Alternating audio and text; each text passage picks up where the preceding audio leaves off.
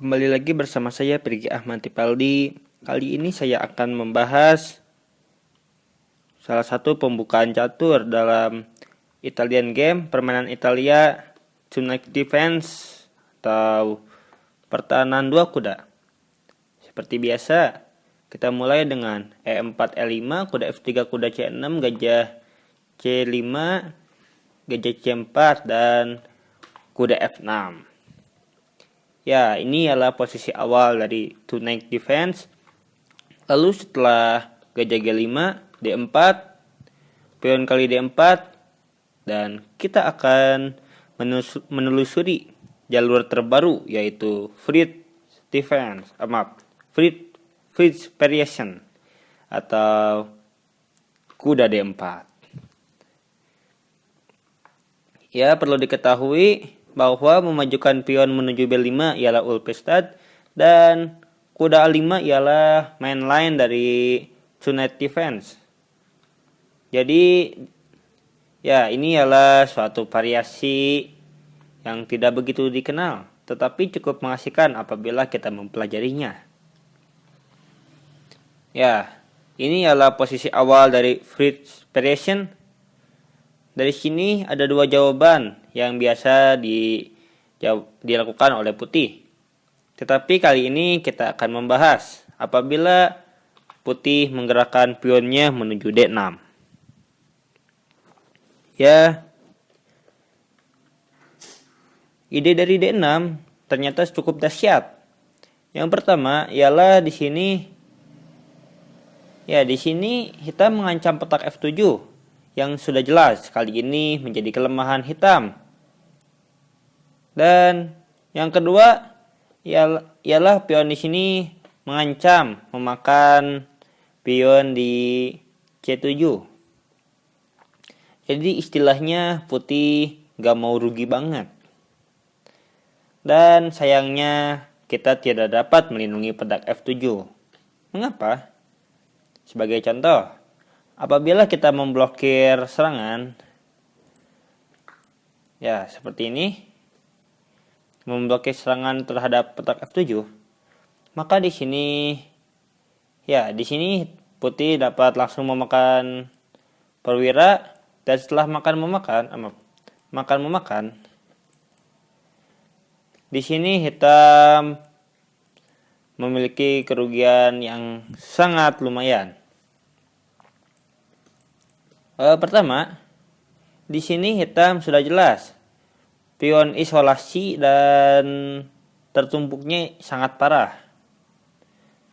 Dan ya, kedua pion ini sudah jelas dapat menjadi target operasi benteng di D1.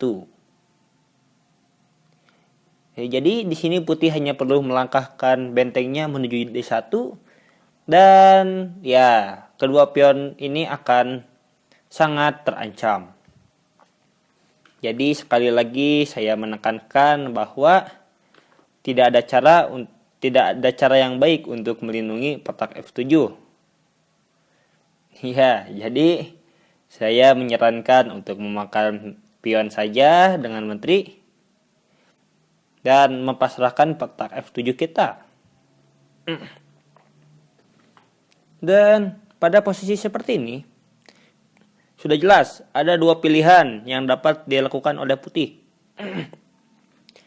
Yang pertama ialah memakan pion dengan gajah, skak.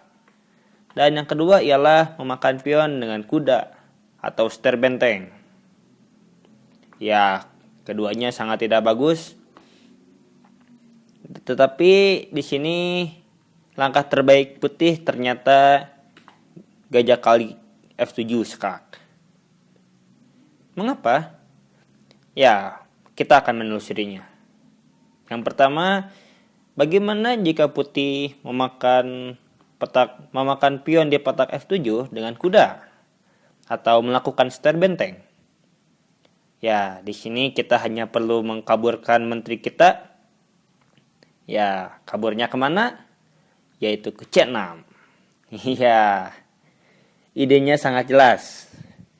Yang pertama ialah di menteri C6 sudah jelas di sini menteri menghantam ketiga petak, yaitu petak H2, petak C4, dan petak C2.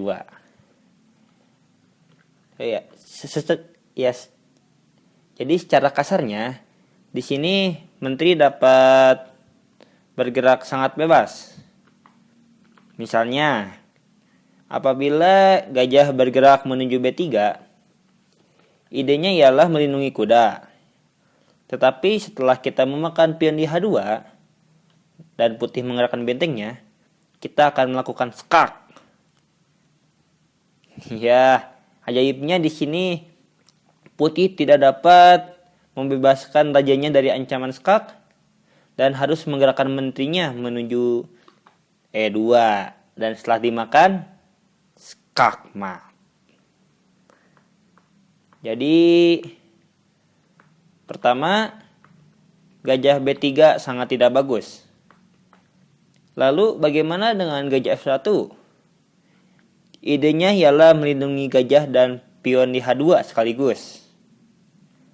Tetapi setelah yang saya katakan sebelumnya, di sini menteri juga mengancam petak di C2.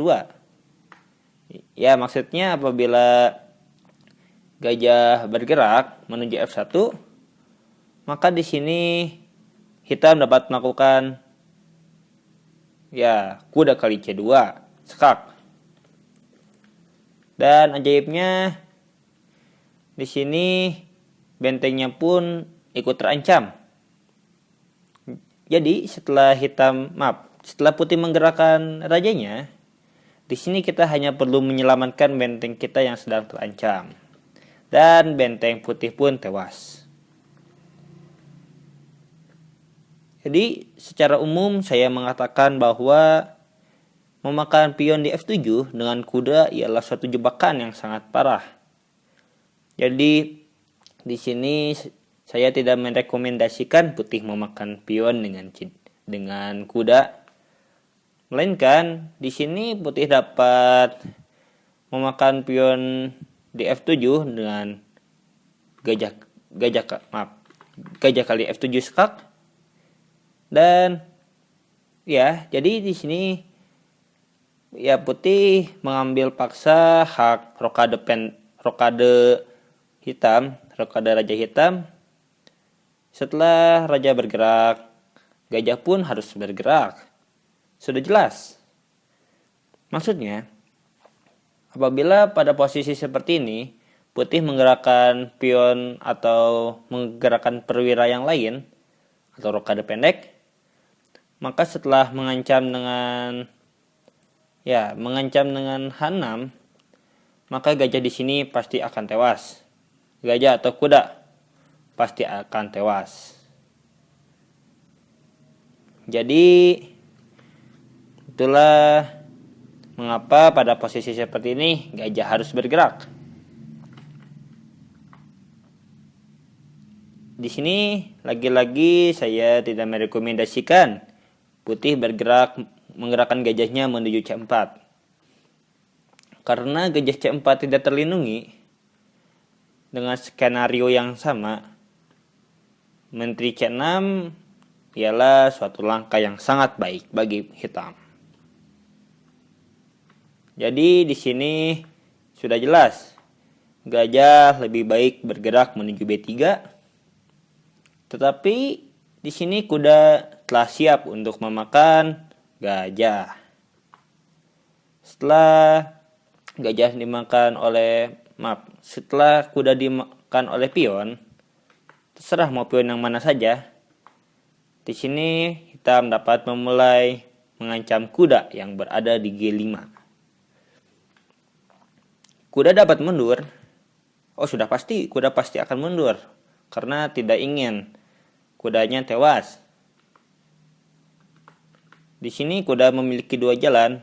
Yang pertama menuju H3, yang kedua menuju F3.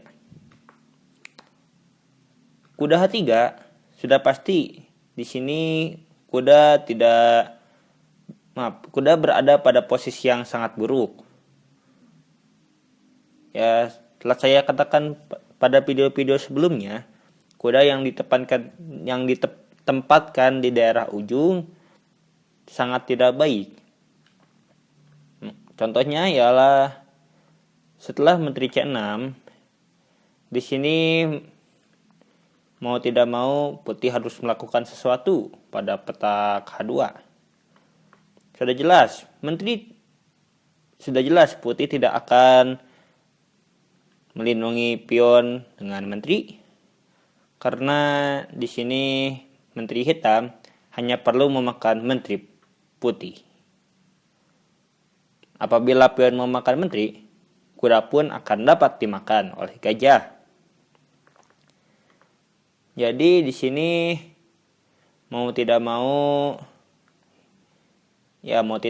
putih harus menggerakkan pion F-nya. Dan setelah memakan kuda oleh gajah, di sini hitam akan sangat diunggulkan sekali. Karena di sini putih tidak mungkin rokade pendek, dan pion yang berada di F dan H-nya pun akan sangat mudah untuk dijadikan target atau diserang. Ya. Jadi